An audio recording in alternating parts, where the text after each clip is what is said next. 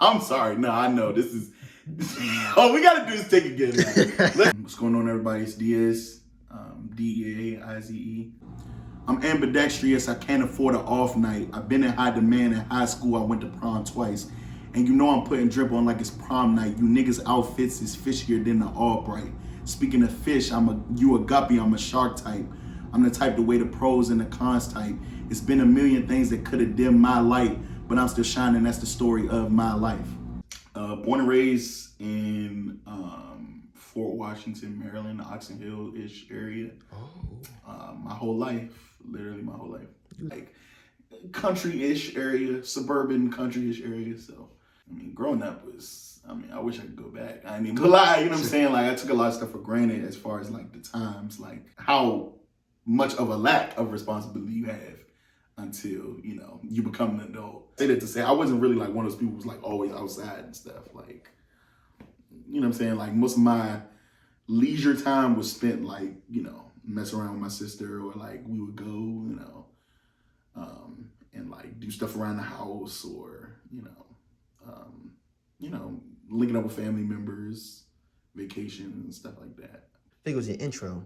It was a bar saying you was a rapper from the suburbs and everything. Yeah. How did that make you different from the other rappers out here? I would actually feel like I'm robbing people if I came out with this gangster thug image. I'm selling crack, I'm smoking weed, I'll take your girl and beat her. Like, if niggas thought that it was like, we love this nigga, he's cool. Like, for me, I can't even make music without putting myself into it. So how could I portray something that I'm not? You would hear it through the music as well. So, yeah, no way. How was it doing Molly? So let me explain that. Yeah, I'm glad you asked this question. I'm glad you asked this question because I know a lot of people are probably like thinking exactly, you know, what is this about? Actually, I've never done any drugs, and I got peer pressured into alcohol, and I still drink to this day. But I mean, it's definitely occasionally. I'm not like an alcoholic. Wink, wink. Molly in the Purple is the most vivid wet dream that I can remember. I know, yeah, I know. And You have any encounters with some white girls or anything like that? You're asking the questions that matter, right? Nah, I'm gonna keep it 1,000 with you. No, I want to say that I'm pretty sure that I've never like, you know, been romantically involved with a young lady of the fairer skin complexion. I had a very, I guess the word is like unusual affinity for Hispanic and Latina women. Like for me, my first celebrity crush was Selena Gomez. Well, one of my first celebrity crushes was Selena Gomez. So like, it just was something I never thought was weird. Like, there's some very, very attractive, you know, Latina, Hispanic, Cuban, you know, Dominican women, like the whole nine. So yeah, that's my take on other races of women. That's your preference? No, almost every girlfriend, every serious relationship I've been in, black girl, every time. So yeah, I mean, but I've had my flings. I've definitely had my flings with, you know, women of, you know, non-African descent, but not white. No offense. Love you guys. Shout out the Emilys and Deborahs and Heathers. Love.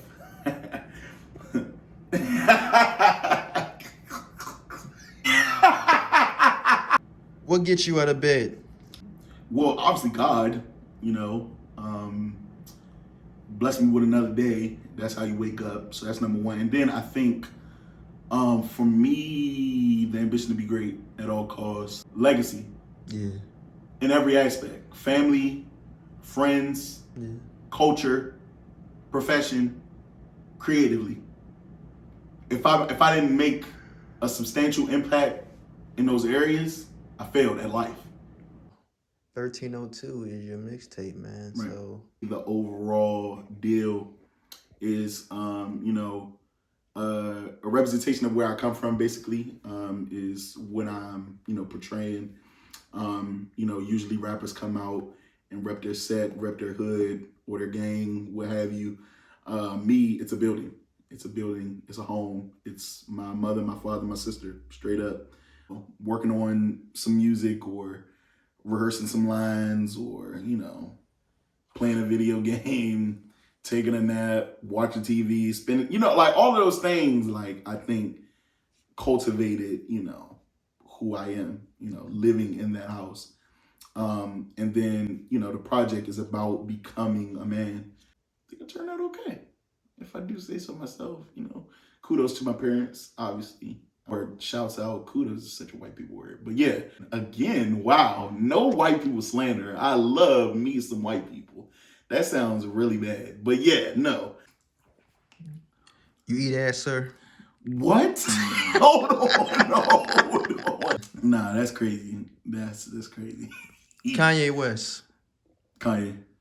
What about Kanye? And obviously, you're a Kanye fan. That was the first album you ever had. Yeah. So what you think about right now? Like, what's like everything that's going on with him? Like, what do you think he should do right now? You're asking the $1 million questions. What should he do? You can't tell a man of that success level what to do. Mm-hmm. But one thing I would do if he came to me, first thing is pray. And the reason why is because I don't think we're truly exposed to what he's exposed to or has to deal with on a daily basis. Mm-hmm. Yeah, that's the first thing I'm gonna say. And then you gotta understand there's a lot of mental battles that he has to face. The bipolar diagnosis combined with losing his mother, even though it was years and years and years ago, with a disease, a mental disease like that, a mental illness like that, and with the closeness they shared, you can only imagine how unreal that probably seems to him to this day, years and years later. You know what I mean? And then not to make matters worse, the whole, Kardashian saga, marrying Kim, I would think that wasn't the best move for him mentally, because I think he knew that it was going to come with a lot.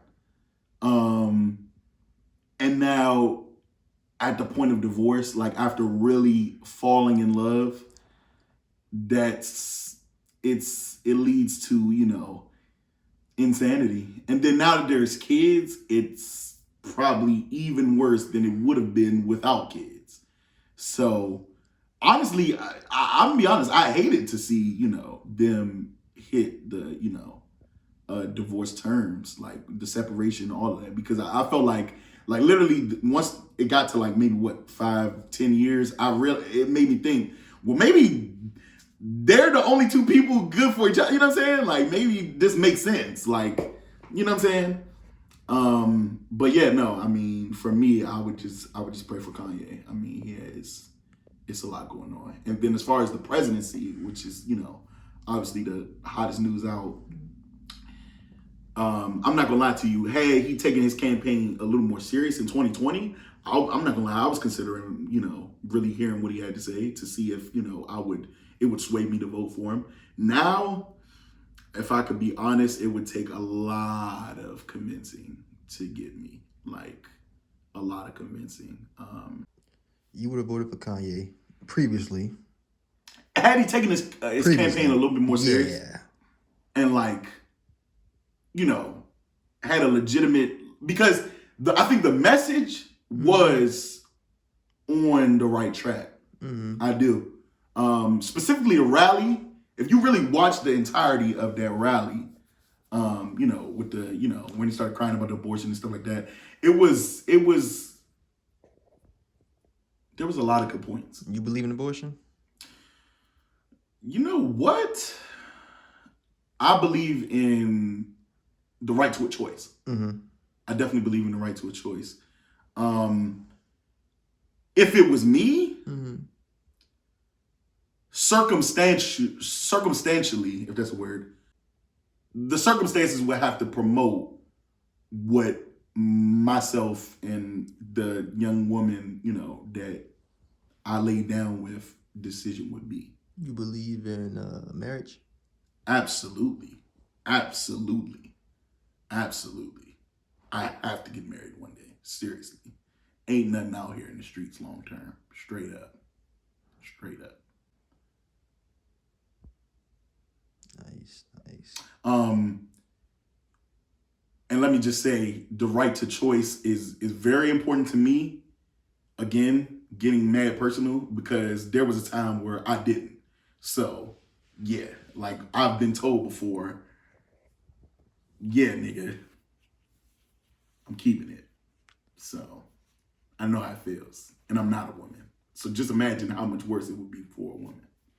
I'm a rapper, actor, producer, director, and up and coming entrepreneur. Nice. I would say. I also I'm currently working at American University in the parking division. That's just What do you do there? Huh? What do you do there? I'm the front desk liaison. So when you come in, you got a ticket, you got to talk to me. If it's a boot on your car, you got to talk to me. If you need a permit, you got to talk to me. Stuff like that. So you get a lot of angry people all the time. You get cussed out on a regular basis? All the time. But I think that's another thing about me. Ooh, hold on. Patience. No pun intended, because that's the last song on the tape. Go check it out. But yes, I'm very patient.